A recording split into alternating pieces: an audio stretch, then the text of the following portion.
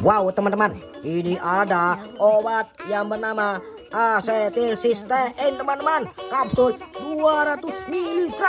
Wow, ini dia teman-teman, adalah salah satu antibukolitik yang luar biasa teman-teman. Selain fungsinya adalah untuk mengencerkan dahak pada penderita batuk, ini juga memiliki fungsi antiinflamasi, antiviretik untuk proses penyembuhan batuk, anti radang yang ini teman-teman. Wadidaw, jadi asetilsistein ini fungsinya luar biasa teman-teman.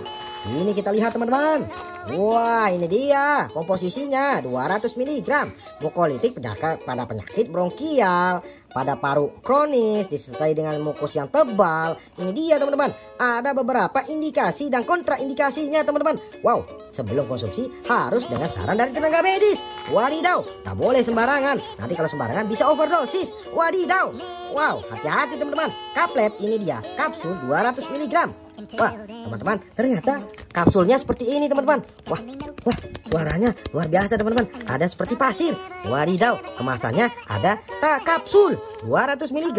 Wah, ini fungsinya luar biasa. Kecil-kecil, manten teman-teman. Ini dia ya. Ingat batuk, pilihannya selain N-asetilsistein bisa yang lain juga, tapi pilihan aku adalah asetilsistein ini teman-teman, yang 200 mg. Wadidaw, ini bisa diberikan pada anak-anak, tergantung teman-teman. Ini bisa digunakan untuk penyakit anti mukolitik, mengencerkan dahak yang membandel. Wadidaw, mantul teman-teman. Ingat batuk, ingat asetilsistein. Wow.